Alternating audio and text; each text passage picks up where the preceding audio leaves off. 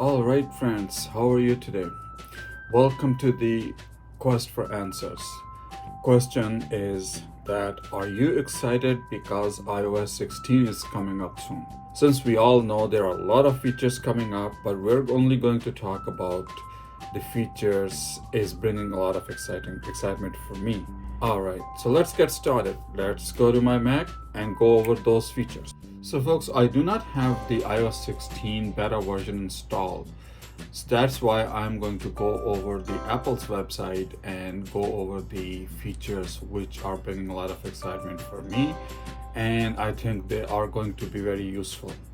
So let's launch the Apple website. Folks, just like always, the upcoming iOS 16 has lots of new features. There's a huge list, and if I start going on over all of those features, it will take a long time, so you will not like that long video. Okay, so let's start with the lock screen.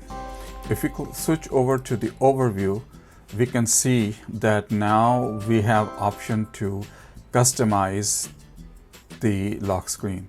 You see how the time and date are different colors, different styles. You can see here.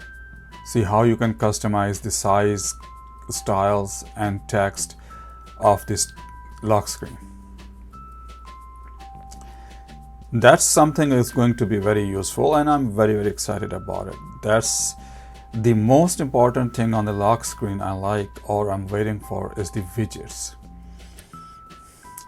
So folks, you get to choose the widgets you want to show on the lock screen to provide the information or to display the information which are useful for you. You can have a lot of widgets showing there, or you can have one or two widgets showing there for the information you care about the most. Even the notifications, you can see how the notifications, instead of having notifications from top to the bottom, you can stack them like this, or you can stack them like this, or you can have them show all of them on the top, or even disappear. That's one of the good thing. And the other thing I'm excited about, that you can have the live activities being shown on your lock screen. How long it's going to take to be delivered, where is the delivery guy now, or if you have Amazon delivery or any other type of delivery you want to track, or even the sporting events you want to track, you can track them on the lock screen right on the spot. Next, I want to talk about the focus. Folks, focus, we already have that for a couple of years now, or maybe a year, last year I believe it came out. But now what they're going to do, they're going to add the focus filters within the apps. For example, Mail app.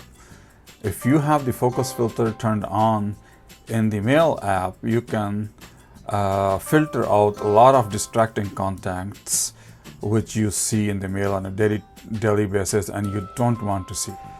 Yes, messages. The next exciting feature I can see in the messages, you can correct the mistakes or typo in the message. Man, how many times you type a message and it's sent, and then you realize it was a wrong spelling or something wrong, and then you have to send a second message saying, oh sorry, correction to the previous message. This is going to be very exciting and very useful. I can't wait for this feature to have. Like, even after sending it, you can go back and correct the spellings of typos. Love it. Can't wait for this feature. Within the messages, you can also undo the send for up to 15 minutes after sending it. Wow. Oh, obviously, as long as the other person hasn't read it. You can recover the delete messages. You can mark as unread. Wow, this is good. Because sometimes what happens, you read the message, but you did not want to read it because you think you're going to forget later on. You just switch it back to unread, and that way you can go back to it later on at that time. Mail app is getting lots of exciting updates, and it's going to have very beneficial features in it. For example, undo send. Just like messages, you can undo the sends up to certain blocks. And you can create follow-ups, you can create reminders, you can create, for example, if you read the email and you needed to follow up with it later on, you can just create a reminder on it. Many times you send a mail and you realize that there is something important you missed. You can quickly unsend the message before it reaches on the other side. That's going to be included in the upcoming iOS 16. Another good feature I see here is that you will be able to lift any subject from the background and use it elsewhere. Now, if you see this here, you can just highlight this dog here and click copy, and you can paste it anywhere else as just the dog itself, not the background. Folks, dictation is going to become easier. Many times when you're not able to type or messages, what you do is just dictate it. But before, either you dictate it or you use the keyboard. Now you can switch back and forth between the keyboard and dictation, and even use emojis, automatic punctuations, and switch back and forth. That will make dictation a lot easier. I can see myself using dictation a lot going forward. Maps. Folks, maps, this feature, I wanted this feature many years ago, for a long time.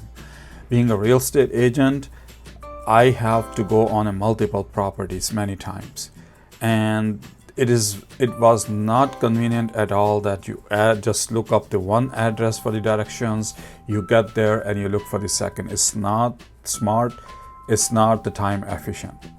The best way is, before you even start on my iMac, you create a nice route on the iMac and transfer it to the iPhone.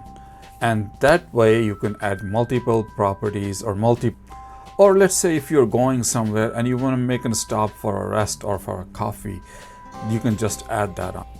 And folks, at the end, I would like to tell you, these are the devices which are going to be compatible with iOS 16, upcoming the iOS 16. Now, if your device is not listed, it is probably time to upgrade your iPhone to the newer version. So folks, for iPadOs is the stage manager. It's a new way of getting the things done. Resize the windows to look like the way you want it. And for the first time on the iPad, multiple overlapping windows can be arranged very nicely. What I mean is, if you can see, the apps will be minimized on the side, so you can easily switch between. You can create different groups of the app for a specific task or projects and arrange size and overlap them on the ideas. That is the biggest difference, which I think I am going to be using a lot. Other than that, most of the things are pretty much the same as iOS. Hope you liked today's video, and if you did, make sure you subscribe my channel and click on the like button so that you don't miss any future videos or anything. Okay, and if you enjoyed the videos, also go ahead and share it with your friends and family, and I will see you the next time. Bye until then.